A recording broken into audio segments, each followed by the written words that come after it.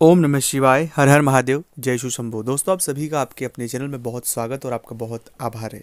जब कभी भी हमें ऐसा लगता है कि हमारे घर में किसी व्यक्ति ने कुछ करवा रखा है, बहुत दिनों से, बहुत महीनों से, कुछ वक्त से घर में स्ट्रगल ख़त्म ही नहीं होती, या तो हमारे काम नहीं बनते, घर में विवाह शादी नहीं होती, कोई ना कोई हमेशा बीमार बना रहता है, घर में कुछ ऐसी चीज़ें घटित होना कुछ समय से लग जाती है कि हमें समझ ही नहीं होता है कि जीवन में क्या चल रहा है।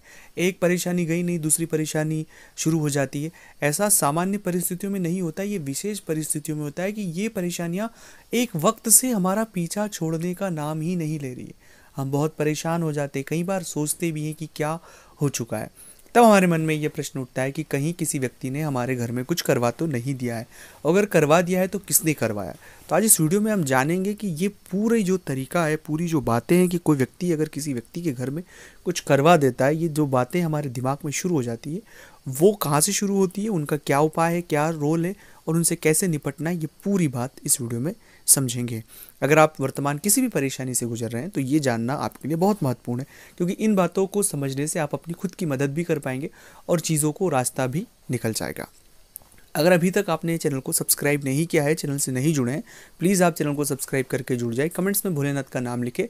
और अगर आप चाहते हैं अपनी कुंडली का विश्लेषण हमसे करवाना, स्क्रीन पर नंबर चल रहे हैं, आप व्हाट्सएप पर अपॉइंटमेंट लेकर हमसे बात कर सकते हैं। उसका फीस शुल्क लागू है। दोस्तों, जब कभी भी कोई व्यक्ति बहुत परेशानियों में आ जाता है, उलझ जाता है, तो उसे ऐसा लगता ही है, पर कुछ संकेत हैं जिन संकेतों को हमें समझने की आवश्यकता है। जैसे कि अगर हम घर में जाते ही हमारा मन नहीं लगना, हमारा जब मन नहीं लगना शुरू हो जाए, घर में जाते से हमें बहुत ही ऐसा उचावटन सा लगे कि घर से कहीं बाहर जाए।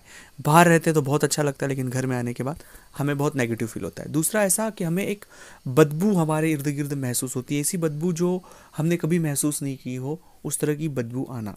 तीसरा है कि अचानक से इस तरह के सपने मन में आना, इस तरह से सपने आना कि जिन सपनों का कोई सेंस नहीं है और बार बार एक ही तरह के सपने आना।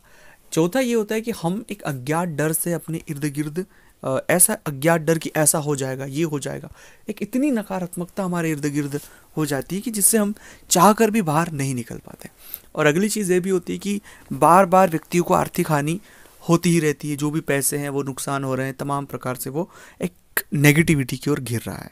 ऐसी किसी भी परिस्थिति में अगर व्यक्ति बार बार फंस रहा है तो कुछ बातें जिन्हें समझ लेना आवश्यक है। ऐसी परिस्थिति जब कभी भी किसी जातक के साथ होती है तो वो शनि और राहु की वजह से होती है। किसी भी व्यक्ति ने आपके घर में कुछ भी नहीं करवा के रखा है, आप राहु और शनि के फेर में आ चुके हैं, खासकर राहु के फेर में आ चुके हैं, उस वजह से इतनी तकलीफ और परेशानियां आपके साथ हो रही है। तो इससे जो बचने के उपाय है वो भी मैं आपको इस वीडियो में बताऊंगा। परेशानी तो आपको पता लगी गई है कि क्या परेशानी, लेकिन हल क्या है। हल के स्वरूप में कुछ चीज़ें हैं जिन्हें आपको बहुत बहुत ध्यान रखना चाहिए।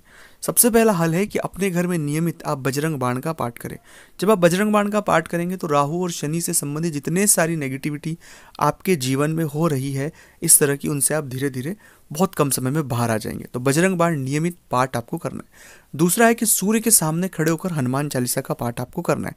ऐसा प्रयोग करने से सूर्य मजबूत भी होता है और इसका प्रयोग करने से जितने सारे ग्रहों के नकारात्मक प्रभाव, इन प्रभावों को बहुत कम समय में हम कम कर सकते हैं। और तीसरा और महत्वपूर्ण बात है कि शनिवार या मंगलवार के दिन जो भी अपने घर के आसपास हनुमान जी का मंदिर हो, वहाँ बैठकर सुंदरकांड का पाठ करें। सुंदरकांड का पाठ करने से बहुत सारी परेशानियों से आपको छुटकारा मिलता है। चौथा प्रयोग करना है गुरु मंत्र का जप। अगर नहीं है गुरु मंत्र तो नमः शिवाय का आप जप कर सकते हैं। और पांचवा की फिर भी परेशानी नहीं तो स्क्रीन पर नंबर चल रहे, व्हाट्सएप पर अपॉइंटमेंट लेकर बात करें।